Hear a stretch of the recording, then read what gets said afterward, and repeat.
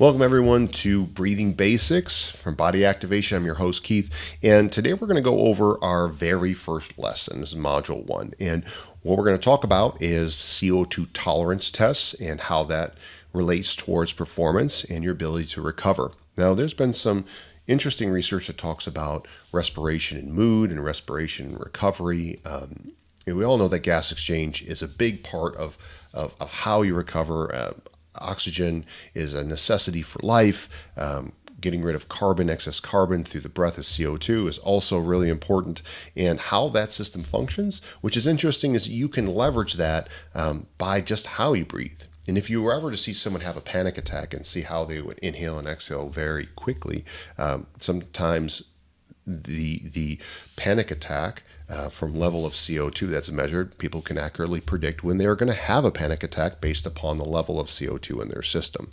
And that's, of course, what we're getting rid of by exhaling. We're inhaling air and exhaling more carbon dioxide than when we take in. So as we're getting an understanding of what our tolerance is of this is a rough estimation, a really simple test, if you will, to see exactly if you need to improve this or if right now you're pretty good at this. So one test that was taught to us out in California at the Biomolecular Blueprint Seminar by Dr. Andy Galpin and the team of Dan Garner and the Barbell Shrug team suggested 4 breaths, all nasal. The first 3 are setting up for the last breath so that you can time. So it's lay flat on the ground, preferred. So, or you can sit in a chair, nice and comfortable, and have a stopwatch. So from here, you do a nice easy breath through the nose, out through the nose, another one, and then the third in through the nose, out through the nose. And on the fourth one, you're going to time. So you inhale fully and exhale slowly through the nose, starting your stopwatch. And when you cannot breathe out anymore, you press stop.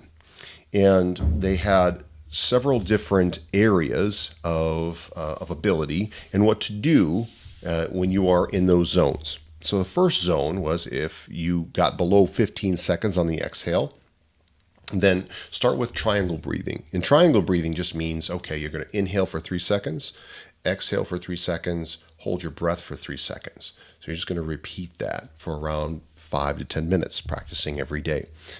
Once you get better at that, you can increase to 5 seconds. 5-second inhale, 5-second exhale, 5-second breath hold, and repeat. And when you get better at that, you can turn it into what's called box breathing. And all that means is you're going to do equal amounts of inhale, breath hold, exhale, breath hold, which is even more of a challenge.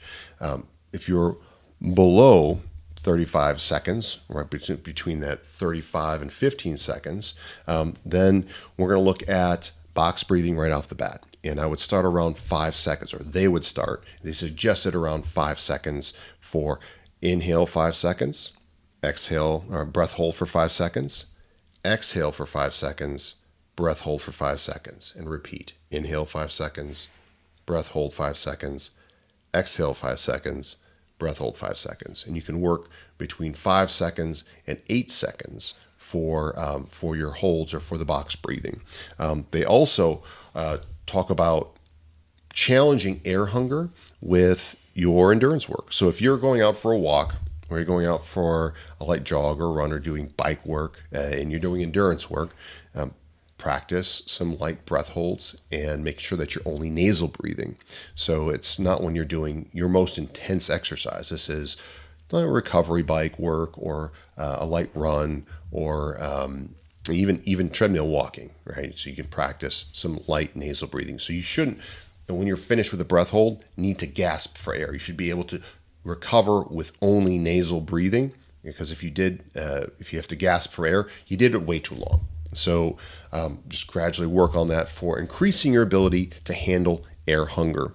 Now, lastly, above 35 seconds, they're like, wow, you're doing a pretty good job. So it's the same intensity of protocols before, but now you're taking that level to about 11-second box breathing. So that's a pretty intense amount of time, being able to inhale 11 seconds, breath hold 11 seconds, exhale 11 seconds, and then breath hold 11 seconds.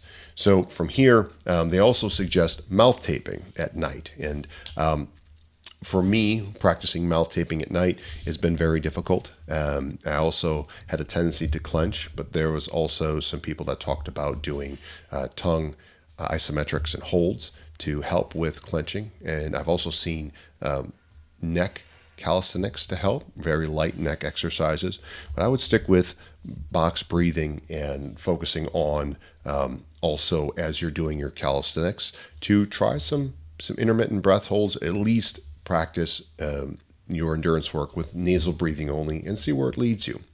So I hope that you feel a big difference and notice your improvement in your performance and perhaps your recovery and maybe even your sleep by seeing that CO2 tolerance test get even better. And you can practice that test about once every 2 to 3 months, so that you get an opportunity to see how things have changed over time, because the ability to tolerate CO2 differs per individual. I'd rather retest within a quarter of a year to see changes. It's kind of like blood work. It doesn't really move very fast for some people, and others it changes rapidly. So see how this treats you. Start with the CO2 tolerance test and watch your performance change.